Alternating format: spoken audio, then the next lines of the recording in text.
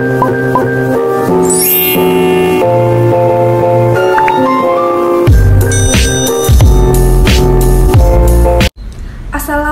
warahmatullahi wabarakatuh. Bertemu lagi di channel YouTube saya Dea Safitri. Nah, sebelumnya saya sudah membahas tentang apresiasi prosa fiksi. Kali ini saya akan membahas tentang unsur intrinsik apresiasi prosa fiksi dan menganalisis unsur intrinsik prosa fiksi pada cerpen Cincin Kawin. Pertama, saya akan membahas tentang pengertian unsur intrinsik. Jadi, unsur intrinsik prosa adalah unsur yang berasal dari dalam. Maksudnya, unsur-unsur ini dapat dijumpai secara faktual saat kita membaca karya sastra.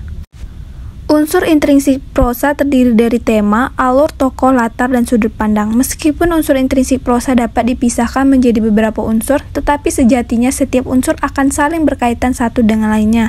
Hal ini karena kepaduan dari unsur-unsur intrinsik inilah yang menyebabkan prosa dapat berwujud. Unsur intrinsik dalam prosa yang pertama adalah tema. Tema merupakan sebuah ruh atau nyawa yang ada di dalam karya prosa. Tema bisa disebut ide utama dalam membuat cerita karena tema adalah penentu latar belakang dari cerita tersebut. Yang kedua, alur. Alur adalah urutan kejadian yang ada di dalam cerita. Setiap kejadian tersebut terhubung secara sebab akibat, sehingga peristiwa yang satu merupakan sebab atau akibat dari peristiwa yang lain. Yang ketiga, tokoh. Tokoh adalah pelaku yang ada di dalam cerita. Terdapat dua jenis tokoh di dalam prosa, yaitu tokoh utama dan tokoh tambahan. Yang keempat, latar. Latar adalah keterangan mengenai tempat, waktu, dan suasana saat terjadinya peristiwa yang diceritakan. Secara umum, latar terbagi menjadi tiga, yaitu latar tempat, latar waktu, dan latar suasana. Yang kelima, sudut pandang. Sudut pandang merupakan cara pandang pengarang dalam menceritakan pelaku dalam cerita. Terdapat tiga sudut pandang, yaitu sudut pandang orang pertama, sudut pandang orang kedua, dan sudut pandang orang ketiga. Nah, di sini saya akan menganalisis cerpen yang berjudul Cincin Kawin.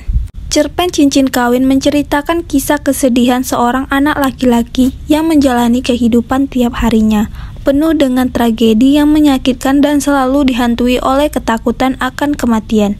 Ibunya yang ditinggal suaminya karena menjadi korban pembantaian harus direlakan pergi meninggalkan mereka dalam kesedihan dan keterpurukan hidup.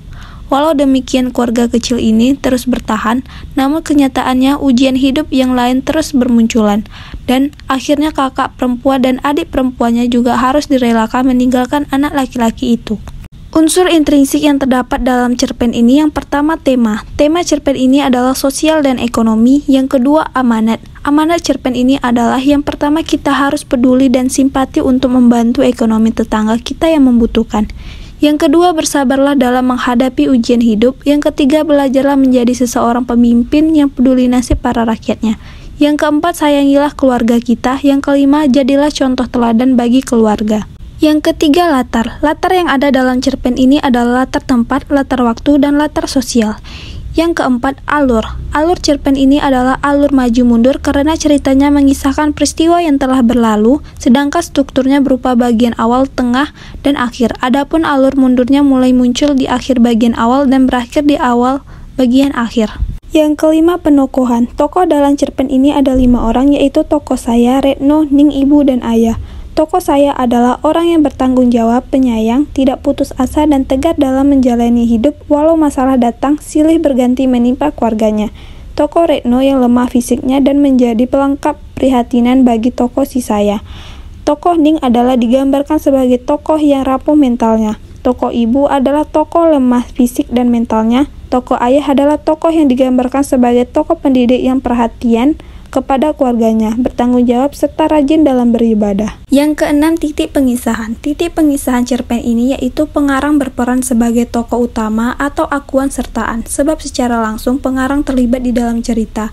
Yang ketujuh, gaya. Di dalam cerpen ini pengarang banyak sekali menggunakan gaya bahasa yang puitis, dan majas, perumpamaan, dan hiperbola. Nah, itulah pembahasan saya tentang unsur intrinsik apresiasi prosa fiksi dan menganalisis unsur intrinsik apresiasi prosa fiksi pada cerpen yang berjudul Cincin Kawin. Sekian dari saya, jangan lupa di like, comment, and subscribe. Wassalamualaikum warahmatullahi wabarakatuh.